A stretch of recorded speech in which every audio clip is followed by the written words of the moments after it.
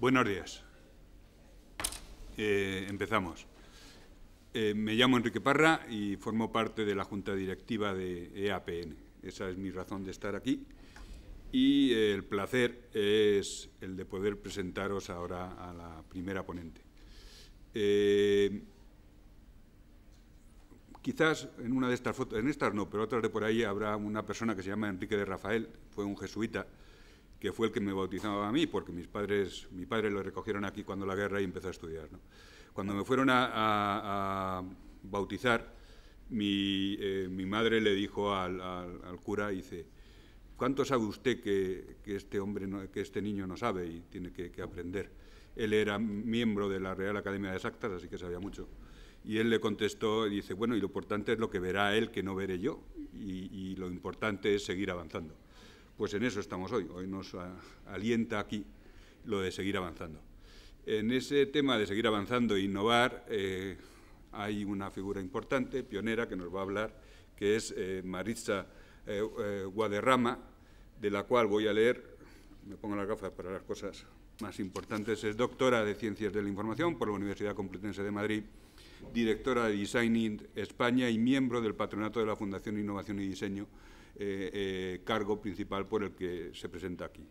Desde un enfoque humanista de innovación ha desarrollado proyectos y enseña metodologías que permiten a los equipos de trabajo y a las organizaciones enfrentar situaciones de incertidumbre de manera creativa y colaborativa, poniendo al ser humano como centro de los procesos de transformación y cambio. Su ponencia va a versar sobre el hacer cosas distintas, lo que es la innovación, el cambiar, el hacer las cosas no con otras herramientas, sino hacer cosas distintas con otras herramientas y sobre todo en el papel principal que en eso tienen las personas. Sin más, le doy la palabra a Maritza. Adelante. Gracias, Enrique. Bueno, gracias a todos porque en un día tan lluvioso estéis aquí y gracias a la EAPN por habernos invitado, por haberme invitado. Y básicamente lo que yo quiero en esta ponencia es compartir con vosotros una serie de experiencias y también una serie de reflexiones que hemos hecho, digamos, desde tres ámbitos distintos. Por una parte, el ámbito de una consultora, que es la que nos da de comer, que es Designit, es una consultora de innovación y diseño estratégico. Por otra parte, la experiencia desde la Fundación Innovación y Diseño, que fue una fundación que creamos hace 6 años, con el objetivo de ayudar a la formación justamente de gente que debía llevar en sus manos procesos de transformación en realidades como las que manejamos hoy en día y vivimos hoy en día de alta incertidumbre y de alta complejidad, ¿vale? Y digamos que esa fundación, a raíz de esa fundación nació H2I, que es una escuela que también es sin fines de lucro, donde formamos anualmente grupos de 16, 20 personas sobre metodologías de innovación y diseño. Y cuando hablo de diseño, en realidad me refiero no solo al diseño de poner bonita un micrófono, de diseñar un micrófono, una mesa, sino el diseño entendido como un cuerpo de conocimientos que permiten trabajar y enfrentar los retos que tenemos hoy en día, ¿vale?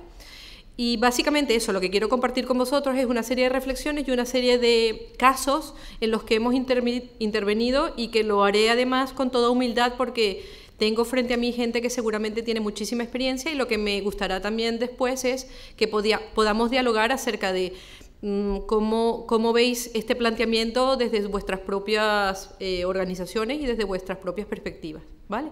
Y he querido titular la ponencia con una frase quizás bastante manida de trabajar por las personas o con las personas, porque en general cuando se habla de innovación, la teoría dominante o la tendencia dominante ha sido la de incorporar tecnologías o incorporar, digamos, objetivos estratégicos a las organizaciones. Y básicamente la filosofía de innovación que quiero compartir con vosotros tiene que ver con que para nosotros la innovación no es meter cosas o poner cosas dentro de las organizaciones, sino al revés, entender que digamos, la centralidad del trabajo en equipo, de la co-creación en los procesos de innovación. Frente a un mismo reto, dos equipos humanos distintos pueden generar ideas y soluciones diferentes, y ambas pueden ser igual de buenas o igual de malas, ¿vale?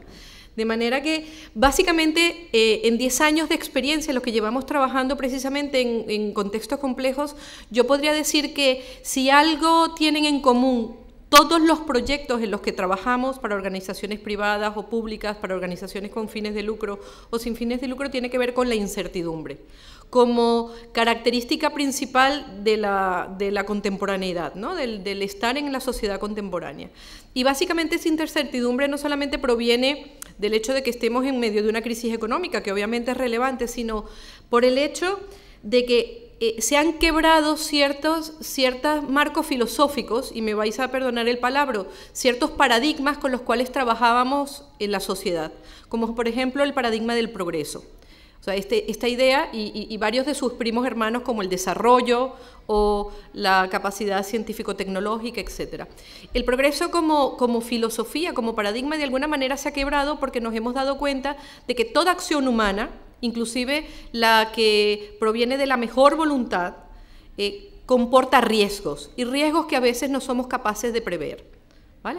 Y digamos que esta idea de que la sociedad progresaba o iba a mejor parecía que proponía un punto de llegada o proponía un modo de hacer las cosas que parecía que estaba bien. Y es verdad que poco a poco nos damos cuenta que hay cosas que parece que están bien y finalmente tienen consecuencias desastrosas, y hay cosas que parecen que al principio no están tan bien y tienen consecuencias, digamos, positivas para la sociedad. De manera que yo definiría la innovación como un trabajo en equipo en situaciones de incertidumbre, en las que no necesariamente sabemos exactamente hacia dónde vamos y en la que no tenemos un parámetro objetivo externo que determine si lo que estamos haciendo está bien o está mal. De manera que, básicamente, frente a una situación de incertidumbre, lo que proponemos es experimentar, probar, porque es en la prueba, en la beta, en la que sabemos cómo podemos refinar y qué tipo de soluciones que hemos pensado pueden ser mejores o perfectibles, ¿vale? Y esto implica, claro, que cuando se habla de innovación y de innovación en proyectos tanto de todo tipo, implica cómo nos podemos plantear entonces la innovación, cómo podemos pensar en ideas y en soluciones distintas en contextos de alta incertidumbre, donde no sabemos de antemano objetivamente cómo evaluar si algo, digamos, está bien o está mal, si es una buena idea o si es una mala idea. Y básicamente la respuesta que damos a esto, y no como una fórmula o como una ecuación, porque creo que para proyectos, cuando nos enfrentamos a la incertidumbre, no hay una ecuación clara de cómo hacer las cosas. Básicamente creemos que la solución es el trabajo, la co-creación, el trabajo, la innovación entendida como el resultado de un trabajo de equipo, el trabajo centrado en las personas. Y cuando hablo, y diréis, pues sí, eso suena como muy obvio, pero es que resulta que es que no estamos acostumbrados a trabajar en equipo, y cuando digo equipo no es con los 2 o 3 amigos o personas que son nuestros colaboradores más estrechos, sino realmente trabajar en equipo cuando estamos hablando de personas en un contexto multidisciplinar, multinacional, posturas políticas, etc. No hemos aprendido a trabajar en equipo. A veces yo siempre digo que trabajamos en equipo porque no nos queda más remedio, pero realmente no trabajamos en equipo y no nos han enseñado maneras de trabajar en equipo para que precisamente esa co-creación esté enriquecida y nos permita explorar diferentes soluciones. Y digo que es complicado trabajar en equipo porque en general nuestras organizaciones, nuestras instituciones se parecen mucho más a esta foto, en el sentido de que en general concebimos las instituciones, las organizaciones como compartimentos estancos. Nos cuesta mucho, cuando pensamos en organizaciones enseguida pensamos en estamentos, en jerarquías, digamos en silos, en compartimentos estancos. Y es verdad que la sociedad contemporánea pide cada vez más estructuras como esta y liderazgos como estos, adaptables, flexibles, y me ha encantado ver en el programa de este evento el hecho de que se apunten aspectos como la sinergia o la hibridación de alguna manera, porque en efecto es el tipo de estructuras que está requiriendo la sociedad contemporánea con los grandes, inmensos problemas con los que tenemos que lidiar todos los días. Es decir, estructuras y organizaciones adaptables, flexibles, y también tipos de liderazgos también flexibles y adaptables, ¿no? Leía hace un par de meses, desde el lado, digamos, más probablemente instrumental de la educación, como son las universidades muchas veces norteamericanas, al decano de la Duke University, diciendo que cada vez más se le pide, las compañías y las organizaciones les están pidiendo profesionales que tengan dos cualidades principales. Una mayor capacidad de liderazgo, pero también una mayor humildad. Y es que solo yo creo que con liderazgo y a la vez con humildad, es decir, con capacidad de iniciativa, pero también con capacidad de escucha, es que podemos enfrentar situaciones como estas. Y en general, cuando se habla de innovación también, se suele tratar en el aspecto más superficial de las organizaciones. Es decir, se suele poner el acento, hay una especie de ecuación que a mí me parece tremendamente errada, entre innovación e idea, como si fuesen igual, o innovación y solución. Y yo creo que es que la idea es solo el resultado de un proceso de innovación. De manera que en realidad la innovación, como bien dijo Enrique cuando, digamos, me presentó, la innovación está en cómo trabajamos, no en lo que producimos.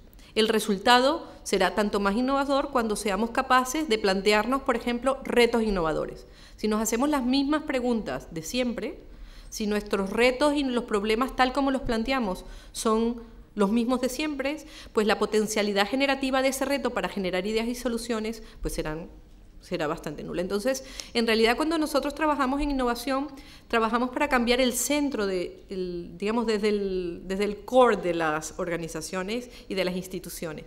Me gusta esta metáfora que usa uno de mis socios, Humberto Matas, porque en realidad revela que cuando se habla de innovación tú te puedes quedar en la corteza, en la idea o en la solución. Entonces, claro, te pones a pensar de manera superficial en vamos a tener ideas, vamos a pensar en soluciones, pero en realidad sigues trabajando como trabajabas antes.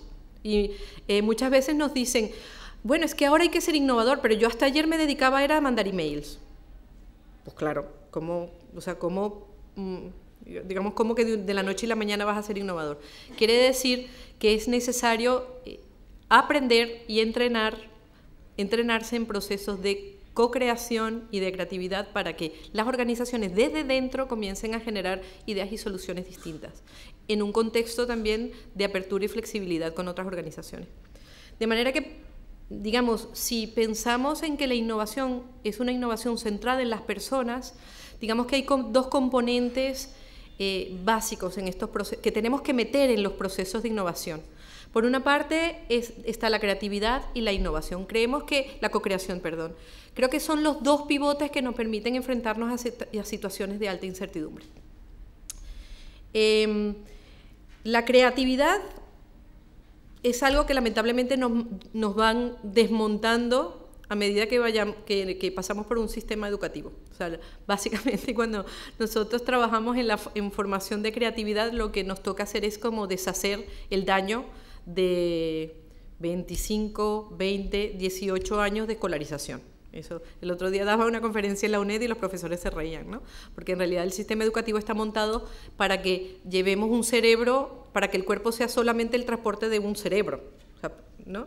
Entonces, en realidad tenemos que trabajar, tenemos que entrenar la creatividad, y no solamente la creatividad, digamos, de trabajar con plastilina, no, la creatividad de poner en manos de los otros ideas o gérmenes de ideas que tenemos para que los otros construyan sobre nuestras ideas. Es decir, cuando hablamos de creatividad no estamos hablando de un proceso individual en el que yo soy un genio y se me ocurren ideas brillantísimas. No, no. Es que contextos complejos y de alta incertidumbre lo que requieren es un trabajo en equipo y la posibilidad de que seamos capaces de poner ideas germinales, retos germinales, para que otros puedan trabajar con esa materia. Como digo yo, una idea cuando nace es la cosa más delicada que existe, es nada. Y estamos más acostumbrados a machacar, ya a evaluar a las ideas, que a dejarlas que crezcan con el trabajo colaborativo, ¿vale? Probando, dándole forma, haciendo que engorde y que podamos trabajar sobre ella, ¿no?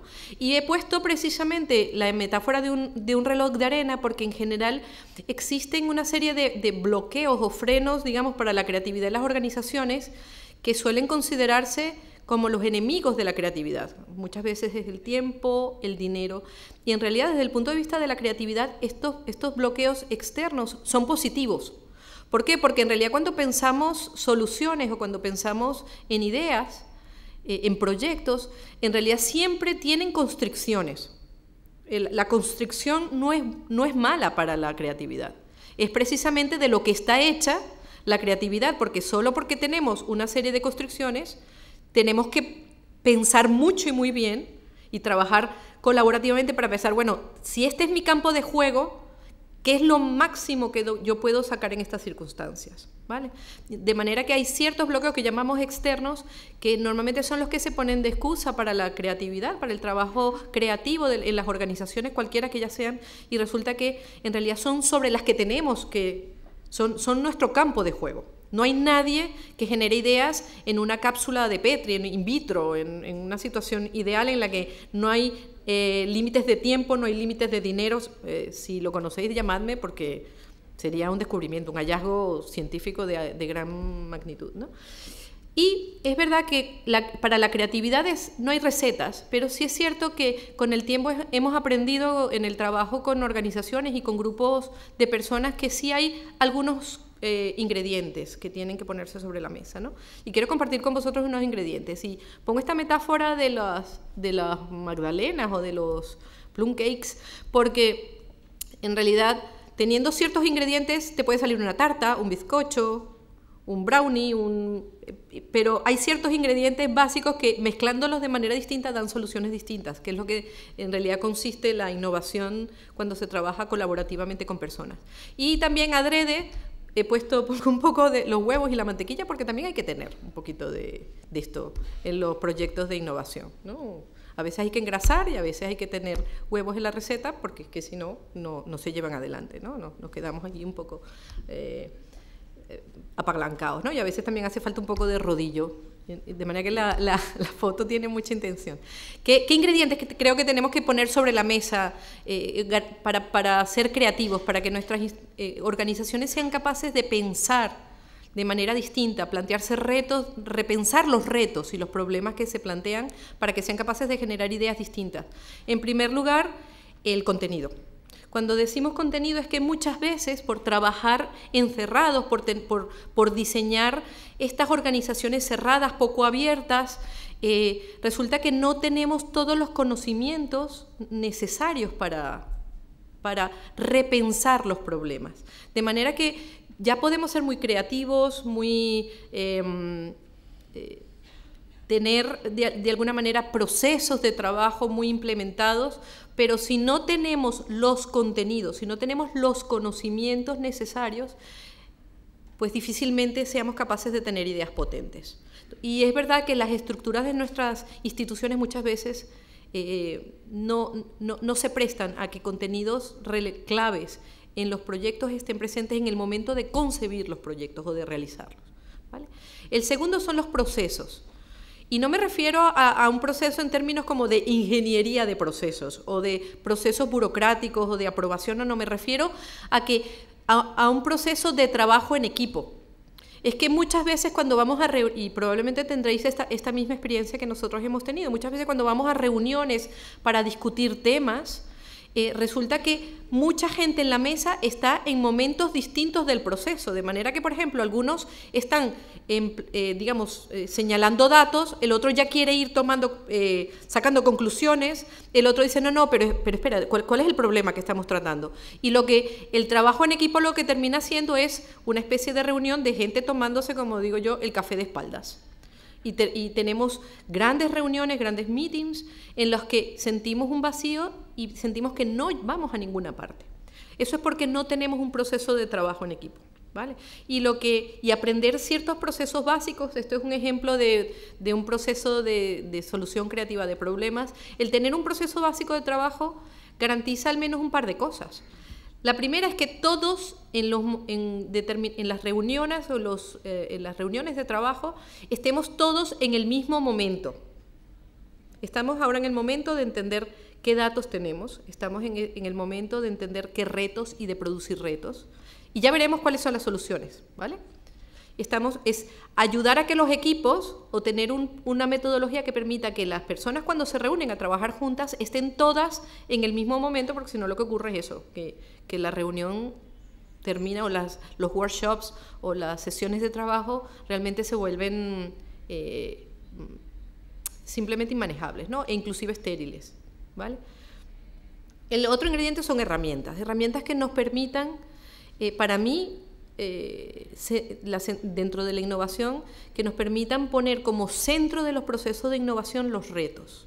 Muchas veces nos planteamos problemas que no ayudan y no favorecen, como he dicho antes, la generación de ideas. Entonces, la posibilidad de explorar preguntas, de jerarquizarlas, de ver cuál es nuestra capacidad de actuación para no proponer a los equipos retos o problemas de trabajo que no son capaces de accionar, o al revés, o pensar desde muy pequeñito, desde lo táctico, cuando es posible que podamos asumir un reto un poco más amplio. Tener herramientas para explorar retos, para organizarlos, para jerarquizarlos, para escogerlos de manera colaborativa, me parece que son también componentes, es un componente importante de los procesos de innovación. Y para terminar, habilidades básicas de creatividad que además no nos han enseñado, no nos han entrenado para esto. ¿Por qué? Porque en general en la escuela y en general en los trabajos lo que nos han enseñado es a que debemos ser capaces de tener una muy buena idea la primera vez que abrimos la boca, ¿vale? Porque si no también todo el sistema, todos los sistemas educativos y laborales están orientados a la evaluación, ¿vale? ¡Ah, qué brillante! O sí, pero... De manera que en realidad nos faltan habilidades básicas de creatividad, como alguna de estas que muestro en la diapositiva, como por ejemplo la necesidad que en los procesos de ideación de retos o de generación de soluciones seamos capaces de diferir el juicio, seamos capaces de separar momentos de divergencia sin que nos embargue la angustia y procesos de convergencia. En general, cuando se trabaja en innovación, la gente lo primero que dice es, sí, ahora un brainstorming. Y el brainstorming yo creo que nos tiene quemados a todos, porque después de sesiones de brainstorming no pasa nada, ¿no? Claro, porque es que todo proceso un proceso de innovación no es generar ideas. Un proceso de innovación consiste en pensar en retos, generar soluciones y escoger también, converger.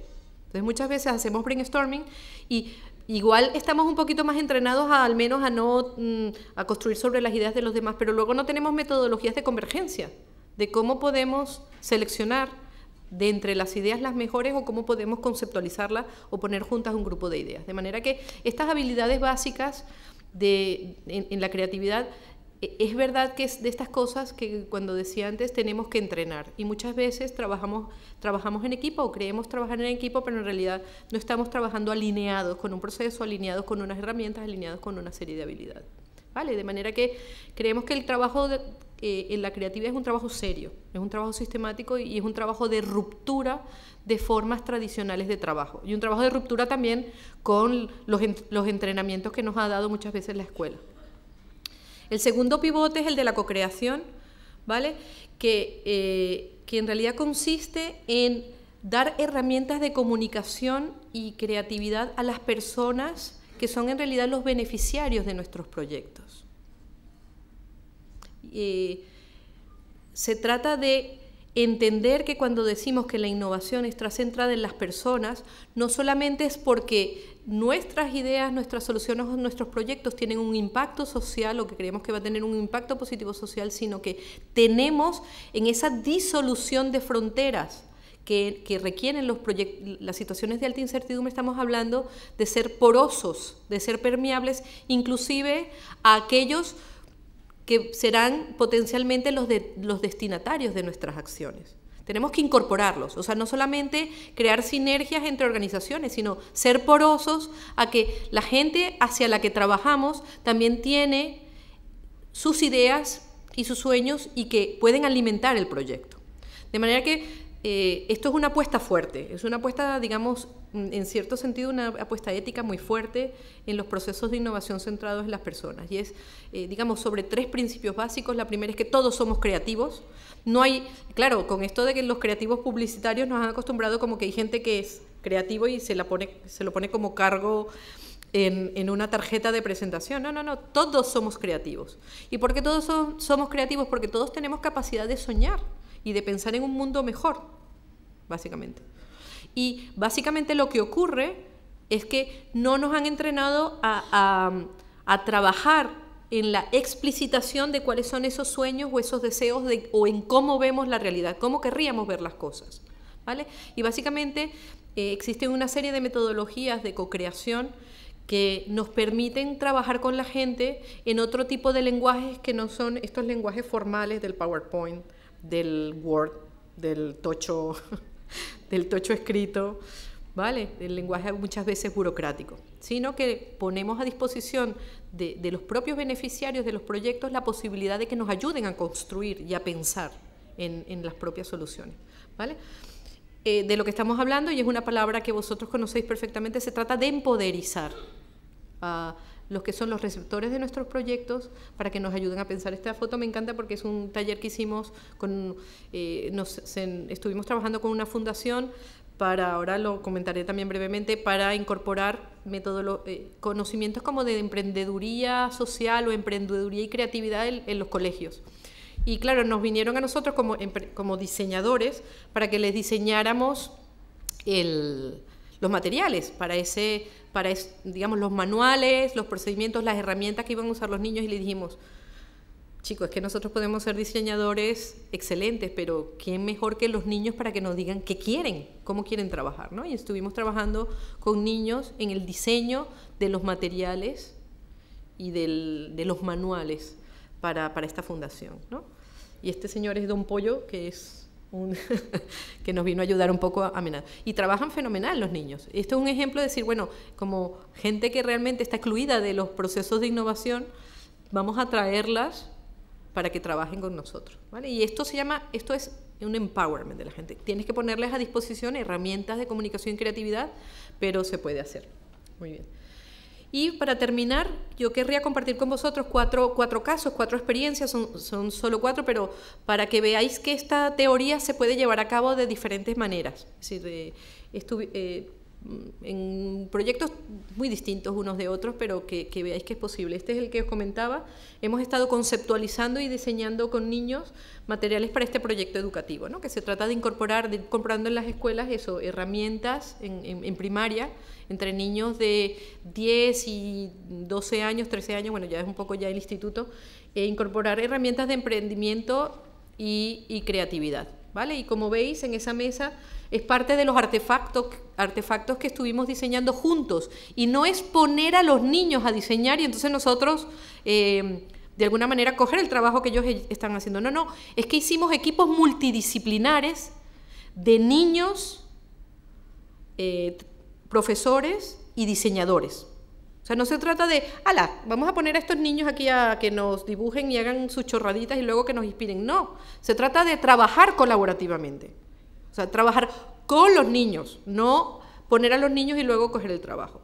O sea, que eran mesas de trabajo multidisciplinar, en el sentido de que los niños tienen sus disciplinas y sus puntos de vista y sus imágenes de las cosas, ¿vale? Este es co-creando con una institución, estamos trabajando con instituciones de discapacitados también para pensar en nuevos servicios de asistencia e inclusión. No es posible, o sea, se trata de formar en un momento dado a gente que está o que es beneficiario de ciertas instituciones de inclusión social para que trabajen con los equipos de estas fundaciones en repensar nuevos tipos de servicios, ¿vale? Este es otro proyecto muy bonito porque era una fundación que sentía que su mensaje y sus propuestas de voluntariado no estaban llegando al público joven, y cuando igual nos llamaron y nos dijeron, bueno, nos gustaría hacer una investigación para entender por qué los jóvenes, o sea, las chicas y los chicos de alguna manera no les llega nuestro mensaje, ¿vale? Y claro, le dijimos, ya podéis hacer 10.000 encuestas, 4.000 grupos de discusión, es decir, ya podéis desplegar todo un set de investigación social. ¿Por qué no trabajáis con ellos? O sea, porque en vez de preguntarles qué opinas del voluntariado, no te lo traes y dices, ¿cómo podríamos pensar una forma de que nos comuniquemos para que a vosotros os interese. Y trajimos a sesiones de trabajo a chicos y chicas sensibilizados, es decir, que ya tenían alguna experiencia de voluntariado, pero chicos a los que el voluntariado no les importaba nada o no tenían ningún tipo de experiencia, para co-crear con ellos formas de comunicación